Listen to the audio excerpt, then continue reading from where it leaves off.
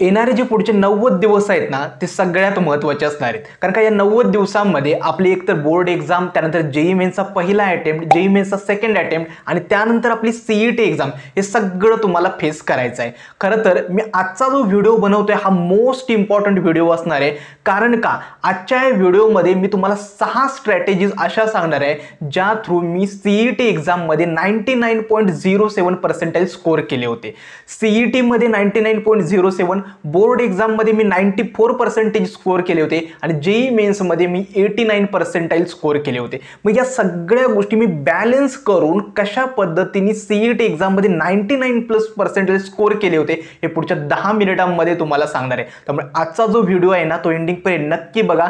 ज्या 6 स्टेजेस मी तुम्हाला सांगितले आहेत त्याच्यावरती आतापासून काम करायला स्टार्ट करा, कारण का ऐन सीईटी एक्झाम मध्ये या स्टेजेस वरती तुमचं 99% नक्की मिळवू शकता आणि तुमचं ड्रीम कॉलेज आहे, मग ते सीओईपी असू देत, व्हीजीटी असू देत, पीआयसीटी असू देत किंवा व्हीआयटी असू देत, जे तुमचं ड्रीम कॉलेज आहे त्या ड्रीम कॉलेज पर्यंत पोहोचण्यासाठी या 6 स्टेजेस आहेत त्या नक्की तुम्ही फॉलो करा, जेणेकरून 99% तर तुम्हाला आरामात स्कोअर कराल। सो सगळ्यांना हाय एव्हरीवन, मी Sandeep Milke, 4th year PICT student. So आजचा जो व्हिडिओ आहे ना तो महत्त्वाचा तर आहेच आणि त्याही पेक्षा तुमच्या बोर्ड एक्झाम बरोबर तुम्ही सीईटीची प्रिपरेशन दोन्ही कॉम्बिनेशन मध्ये कसं करू शकता याबद्दल बोलणार आहे। तर सुरुवात करूया आजच्या या नवीन व्हिडिओला।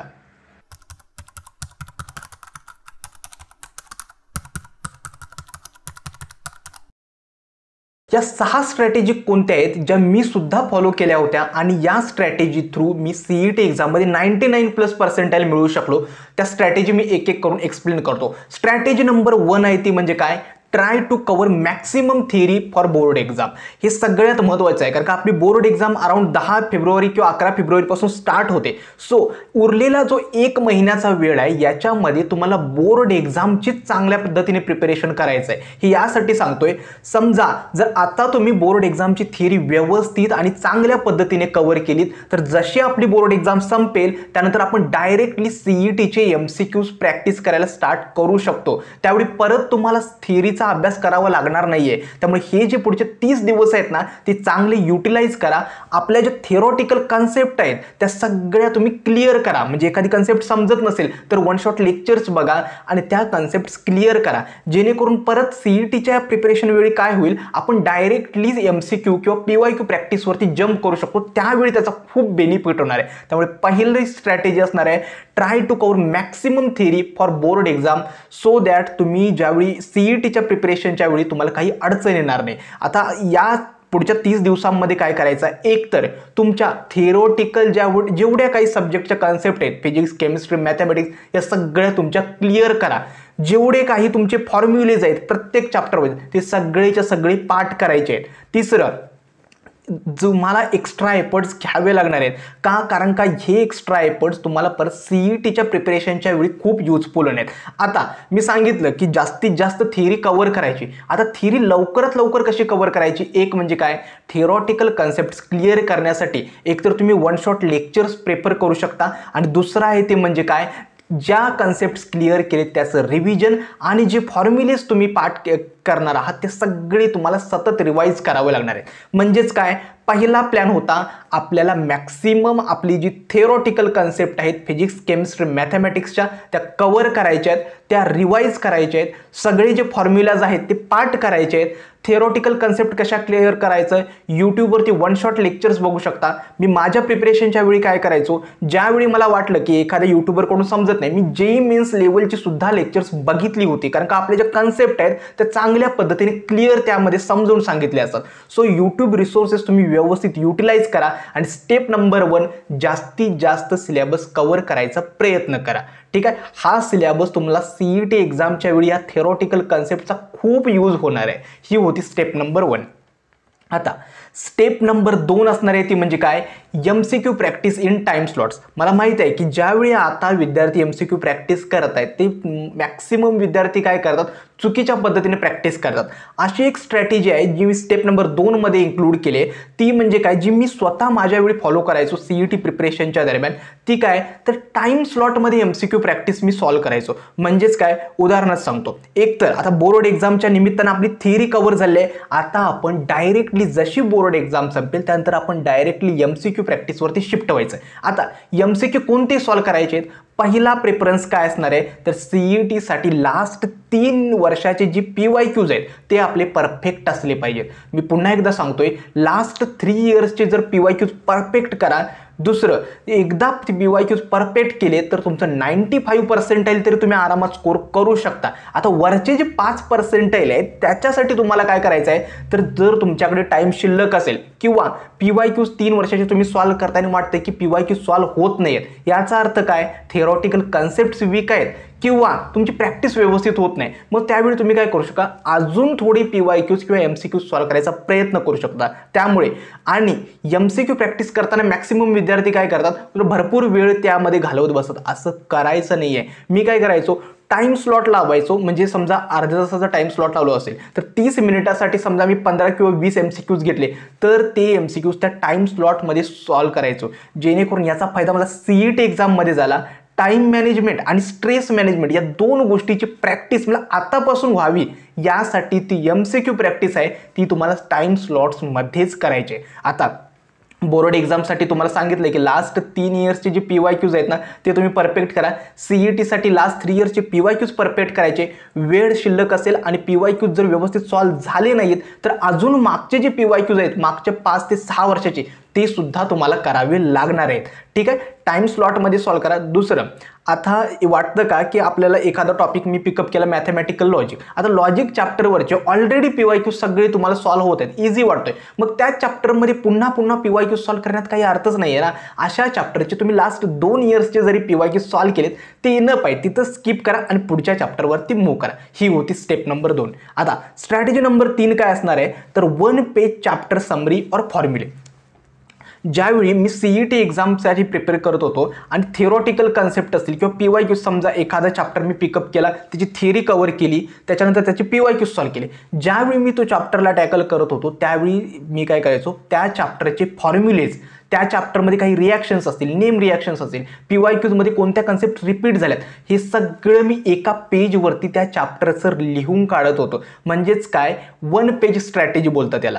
तुम्ही तो चॅप्टरची समरी, त्या चॅप्टरचे फॉर्म्युले, त्या चॅप्टरमध्ये समजा रिॲक्शन्स असतील, नेम रिॲक्शन्स असतील, ते सगळे एका पेजवरती लिहून ठेवायचं आणि ते पेज मी माझ्या स्टडी टेबल समोर चिकटवून ठेवलं होतं. आता जसा मला वेळ मिळत असेल, म्हणजे रात्री इव्हनिंगला किंवा आठवड्यातून एकदा 2दा, त्यावेळी मी ते चॅप्टर्स पुन्हा एकदा बघायचो. म्हणजेच काय, पुन्हा माझं ते रिव्हिजन व्हायचं. ही होती 1 पेज चॅप्टर स्ट्रॅटेजी. यामध्ये काय करायचं, चॅप्टरच्या इम्पॉर्टंट कन्सेप्ट, फॉर्म्युले, PYQ एका पेजवरती लिहून काढायचे आणि आपल्या स्टडी टेबल समोर चिकटवायचं. याचा फायदा कुठे होतो तर लास्ट मोमेंट प्रिपरेशनसाठी ना याचा खूप बेनिफिट होतो.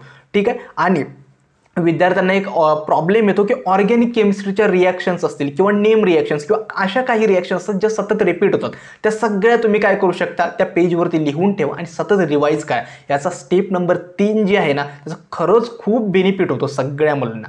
ठीक आहे, स्टेप नंबर 4 आणि सगळ्यात महत्त्वाची काय असते तर maximum number of mock test. आता मॉक टेस्ट काय करायच्या तर चॅप्टर वाईज टेस्ट नाही तर फुल सिलेबस मॉक टेस्ट. कारण का चॅप्टर वाईज टेस्ट दिला तर तुमचा जो मेंदू आहे तो फक्त त्या चॅप्टर पुरता विचार करेल. त्याच्यासाठी आपल्याला ट्रेन नाही करायचं आहे तर आपल्याला 150 क्वेश्चन्सला टॅकल करायचं आहे. मग त्यासाठी आपण काय करू शकतो, फुल लेंथ जशा CET एक्झामच्या लेवलच्या ज्या टेस्ट असतात त्या आपल्याला द्यायचं आहे. आता मॉक टेस्टची तुम्ही काळजी करू नका, मी गेली 4 वर्ष विद्यार्थ्यांना मॉक टेस्ट प्रोव्हाइड करतोय. या वर्षी सुद्धा मी सगळ्या विद्यार्थ्यांना मॉक टेस्ट प्रोव्हाइड करणार, ते पण full length syllabus mock test. आता मॉक टेस्ट कधी स्टार्ट करतो मी, जनरली CET एक्झामच्या 1 महिना आधी, म्हणजे तुमची बोर्ड एक्झाम जशी संपेल ना मी मॉक टेस्ट स्टार्ट करेल आणि त्या मॉक टेस्टमध्ये तुम्ही नक्की एनरोल करा. कारण का त्याचा जो बेनिफिट आहे ना तुम्हाला नक्की होईल. तुम्हाला CET एक्झाममध्ये तुमचा स्कोर इम्प्रूव्हमेंट, तुमचं टाइम मॅनेजमेंट या सगळ्या गोष्टी त्या मॉक टेस्टमध्ये होतील. आता मॉक टेस्ट देताना कशी स्ट्रॅटेजी मी स्वतः फॉलो करायचो, एक म्हणजे काय, मी समजा आज टेस्ट दिली असेल तर ती टेस्ट दिल्यानंतर मी पहिल्यांदा ॲनालाइज करायचो की माझ्या मिस्टेक्स कुठे होत आहेत, माझे कोणते वीक टॉपिक्स आहेत हे सगळे नोट डाऊन करून ठेवायचो. जे वीक टॉपिक्स मला फाइंड झाले आहेत ॲनालिसिसवरून त्याच्यावरती मी अजून ते एकदा परफेक्ट करायचो. जे वीक टॉपिक्स असतील, वीक कन्सेप्ट असतील त्यांना परफेक्ट करायचो आणि त्यानंतर पुढची स्टेप द्यायचो. म्हणजेच काय, हे एक सायकल आहे जे तुम्हाला रिपीट करायचं आहे. टेस्ट द्यायचे, ते टेस्ट ॲनालाइज करायचं आहे, वीक टॉपिक्सला कव्हर करायचं करायचं आहे आणि पुन्हा टेस्ट द्यायचं आहे. आणि याच स्टेजमुळे मी माझा पहिल्या मॉक टेस्टचा स्कोर अजूनही आठवतोय, 123 होता आउट ऑफ 200 आणि माझ्या CET एक्झाममध्ये फायनल स्कोर होता 162 आउट ऑफ 200.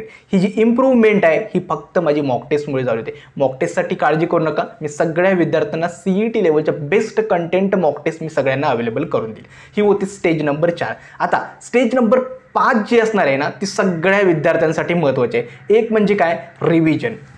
खरं तर मी बोर्ड एक्झाम असू देत किंवा CET एक्झाम असू देत, जेवढं शक्य असेल तेवढं रिव्हिजन करा.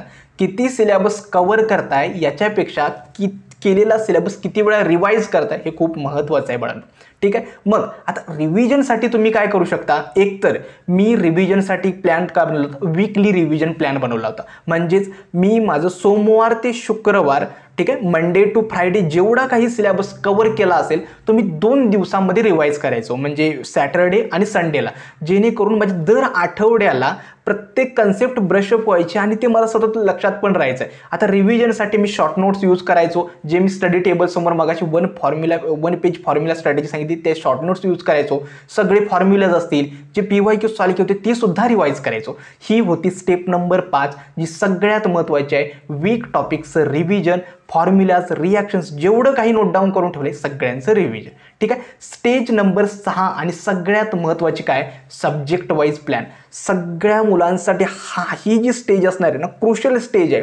कारण का, प्रत्येक विद्यार्थ्याचा एक प्लॅन रेडी पाहिजे की मला फिजिक्सला कसं टॅकल करायचं, केमिस्ट्रीच्या 50 क्वेश्चन्सला टॅकल कसं करायचं, मॅथमॅटिक्सचे JEE मेन्स लेवलचे डिफिकल्टी क्वेश्चन जर येत असेल तर त्यांना कसं टॅकल करायचं आहे, याच्यासाठी सब्जेक्ट वाईज जो प्लॅन आहे तो सगळ्यांचा रेडी पाहिजे. आता मी ह्या व्हिडिओमध्ये हा सब्जेक्ट वाईज प्लॅन देत नाही, प्रत्येक सब्जेक्टसाठी मी एक सेपरेट स्ट्रॅटेजी व्हिडिओ बनवतो, त्याच्यामध्ये डीपली मी सगळं एक्सप्लेन करते. आता याच्यामध्ये मी मार्क्स वगैरे दिलेत. माझं फिजिक्स थोडं डिफिकल्ट जायचं, आउट ऑफ 50 मला 35 मार्क्स होते. ठीक आहे. केमिस्ट्री मला इझी जायचं, 43 मार्क्स होते आणि मॅथमॅटिक्समध्ये मला 84 मार्क्स होते. टोटल बघायला तर 162 स्कोर झाला होता. मग आता सब्जेक्ट वाईज प्लॅन आहे ना, तो खूप महत्त्वाचा आहे. कारण का, जर आपल्याला माहितीच नसेल की माझ्या फिजिक्समध्ये सगळ्यात जास्त मार्क्स जाणार आहेत, मग फिजिक्सवरतीच काम करायचं आणि बाकी 2 सब्जेक्ट्सला इग्नोर करायचं आहे की फक्त मॅथ्स आणि केमिस्ट्रीचा अभ्यास करायचा, फिजिक्सला सोडून द्यायचं आहे, अशा गोष्टी बाळांनो होत नाहीत.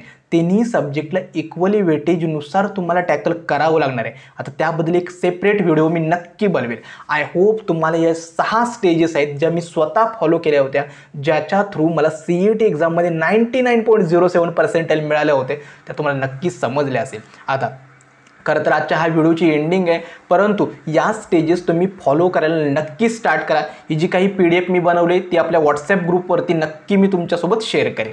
ठीक आहे. आता खरं तर पुढचे जे 60 ते 90 दिवस आहेत ना बाळांनो, झोकून देऊन अभ्यास करा. कारण का लिटरली मी बघतो ना की आपल्याला वाटतं की अरे उद्यापासून अभ्यास करू, परवापासून करू, या सगळ्या गोष्टी आहेत, परंतु तुमच्या आईवडिलांनी, तुमच्या पेरेंट्सनी तुमच्या कोचिंगवरती, क्लासेसवरती तुम्हाला शिकवण्यासाठी इतकी मेहनत घेत आहेत. का, तर आपल्या मुलांना चांगला स्कोर करून एका चांगल्या कॉलेजमध्ये ॲडमिशन मिळावं एवढीच त्यांची इच्छा आहे. मग आपण पुढचे 2 ते 2.5 महिने, आता गेली 2 वर्ष तुम्ही काय प्रिपरेशन केली हा मागचा भाग जाऊ द्यात, परंतु येणारा जो वेळ आहे ना याच्यामध्ये तरी तुम्ही झोकून देऊन अभ्यास करा. कारण का, तुम्ही लक्षात ठेवा, गेली 4 वर्षांपासून काउन्सिलिंग करतोय, लिटरली अर्ध्या 0.5% वरती विद्यार्थ्यांचे ॲडमिशन्स मिस झाले चांगल्या कॉलेजमध्ये. आणि त्यावेळी तुम्हाला जास्त दुःख होते त्याच्यापेक्षा तुमच्या पेरेंट्सला वाटतं, कारण का त्यांची तयारी असते कितीही डोनेशन असलं तरी कॉलेजला ते डोनेशन्स भरून तुमचं ॲडमिशन कन्फर्म करायचं, तरी सुद्धा ॲडमिशन्स भेटत नाही बाळांनो. ठीक आहे. तर आपल्या पेरेंट्सचे पैसे आणि त्यांचे कष्ट जर काउन्सिलिंगच्या दरम्यान वाचवायचे असेल तर तुम्हाला आत्तापासून बाळांनो अभ्यास करावा लागणार आहे. यापेक्षा जास्त मी काही मोटिवेशन सांगणार नाही आहे. ठीक आहे. आतापासून ही स्ट्रॅटेजी फॉलो करा. काहीही डाऊट्स वगैरे असतील ना CET रिलेटेड, कमेंट सेक्शनमध्ये कळवा, मी नक्की त्याबद्दल तुम्हाला रिप्लाय देईन. आजचा हा व्हिडिओ मी येथेच थांबवतो. धन्यवाद.